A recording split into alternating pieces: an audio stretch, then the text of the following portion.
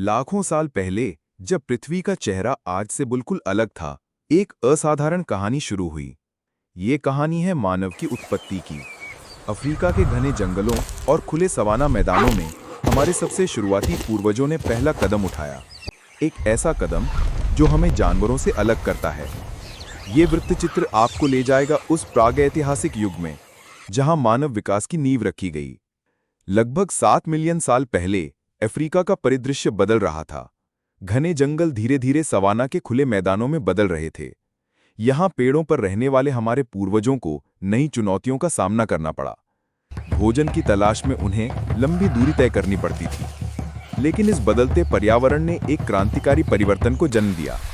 2 पैरों पर चलने की क्षमता, जिसे हम द्विपाद चाल कहते हैं। 2001 में चाड के रेगिस्तान में पुरातत्वविदों ने एक ऐसी खोपड़ी खोजी जो मानव विकास की कहानी को हमेशा के लिए बदल देगी। इसे सहेलेंथ्रोपस चार्डेंसिस नाम दिया गया। ये प्राणी, जो लगभग 7 मिलियन साल पहले जीवित था, ना तो पूरी तरह बंदर था, ना ही मानव। इसकी खोपड़ी के आकार और दांतों की संरचना ने संकेत दिया कि ये 2 पैरों पर चलने की शुरुआत कर रहा था। यह था मानव विकास का पहला अध्याय। 2 पैरों पर चलना कोई साधारण उपलब्धि नहीं थी। ये एक ऐसी विशेषता थी जिसने हमारे पूर्वजों को प्रकृति के साथ नए तरीके से जोड़ा। उनके हाथ अब खाली थे, जिससे वे भोजन इकट्ठा कर सकते थे, वस्तुओं को ले जा सकते थे और भविष्य में उपकरण बना सकते थे। ये क्षमता उन्हें अधिक दूरी तक देखने और शिकारियों से बचने में भी मदद करती थी। लेकिन ये परिवर्तन आसान नहीं था। हड्डियों और मांसपेशियों को इस नए तरीके के लिए अनुकूलित होने में लाखों साल लगे। सहेलेंथ्रोपस जैसे प्राणी जंगलों और सवाना के बीच रहते थे। वे फल, पत्तियां और छोटे कीड़े खाते थे। उनके दिमाग छोटे थे, लेकिन उनकी सामाजिक संरचना जटिल होने लगी थी।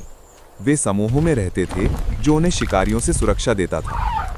वैज्ञानिकों का मानना है कि ये प्राणी संभवतः संकेतों और ध्वनियों के माध्यम से संवाद करते थे, जो भाषा की शुरुआत का संकेत देता है। पुरातत्वविदों ने सहेलेंथ्रोपस के जीवाश्मों के साथ साथ अन्य प्रारंभिक होमिनिन्स की खोज की, जैसे ओरोरियंटोगेनेंसिस और आर्डिपिथेकस रेमिडस। इन जीवाश्मों ने हमें बताया कि मानव विकास एक सीधी रेखा में नहीं हुआ। ये एक जटिल वृक्ष की तरह था, जिसमें कई शाखाएं थीं। कुछ प्रजातियां विकसित हुईं तो कुछ विलुप्त हो गईं, लेकिन प्रत्येक खोज हमें हमारे अतीत के करीब ले जाती है। प्रागैतिहासिक अफ्रीका का बदलता पर्यावरण मानव विकास का एक प्रमुख चालक था। जैसे जैसे जंगल सिकुड़ते गए, हमारे पूर्वजों को नए भोजन स्रोतों की तलाश करनी पड़ी। ये वो समय था जब मांस खाना शुरू हुआ, जिसने उनके दिमाग को और विकसित किया। सहेलेंथ्रोपस और उनके समकालीन प्राणियों ने हमें सिखाया कि अनुकूलन ही जीवित रहने की कुंजी है। मानव विकास की शुरुआत केवल एक प्रजाति की कहानी नहीं है। ये लाखों साल की मेहनत, अनुकूलन और प्रकृति के साथ तालमेल की कहानी है। सहेलेंथ्रोपस चार्डेंसिस ने वो पहला कदम उठाया जिसने हमें उस प्रजाति की ओर ले गया जो हम आज हैं। लेकिन ये केवल शुरुआत थी। अगले चरण में हम देखेंगे कि कैसे ऑस्ट्रेलोपिथेकस जैसे प्राणियों ने इस यात्रा को आगे बढ़ाया और कैसे उपकरण का आविष्कार मानव इतिहास का अगला बड़ा कदम बना। हमारी कहानी अभी खत्म नहीं हुई। ये प्रागैतिहासिक युग हमें याद दिलाता है कि हम प्रकृति का हिस्सा हैं और हमारा विकास उसकी चुनौतियों और अवसरों का परिणाम है।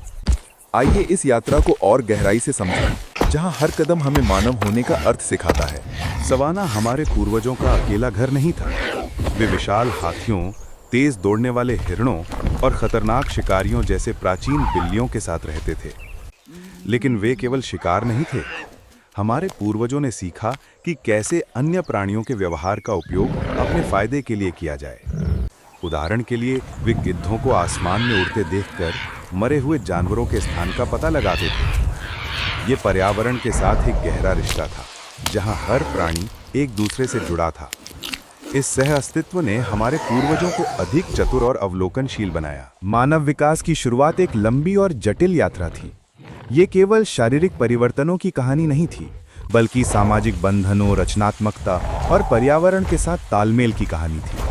हमारे शुरुआती पूर्वजों ने सामाजिक शिक्षण, यौन चयन और प्रारंभिक उपकरणों के प्रयोग के माध्यम से वो नींव रखी जो हमें आज मानव बनाती है।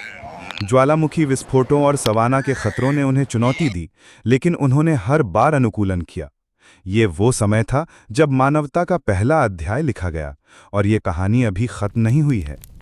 अगले चरण में हम देखेंगे कि कैसे ये प्राणी और अधिक जटिल समाजों और उपकरणों की ओर बढ़े। प्रागैतिहासिक अफ्रीका की ये कहानी हमें याद दिलाती है कि हम प्रकृति का हिस्सा हैं। हमारे पूर्वजों की जिज्ञासा, उनके सामाजिक बंधन और उनकी अनुकूलनशीलता ने हमें वो बनाया जो हम आज हैं। इस यात्रा को और गहराई से समझने के लिए हमारी श्रृंखला का हिस्सा बने। हमारे चैनल को सब्सक्राइब करें, इस वृत्तचित्र को अपने दोस्तों और परिवार के साथ साझा करें और कमेंट में बताएं कि मानव विकास की ये कहानी आपको कैसे प्रेरित करती है। आइए मिलकर अपने अतीत को जीवंत करें और भविष्य की ओर देखें। हमारी कहानी यहाँ नहीं रुकती। ये हर नए अनुसंधान, हर नई खोज के साथ और गहरी होती जाती है। मानव होने का अर्थ समझने के लिए हमारी यात्रा जारी रखें। अगले भाग में मिलते हैं, जहां हम मानव विकास की अगले अध्याय को खोलेंगे।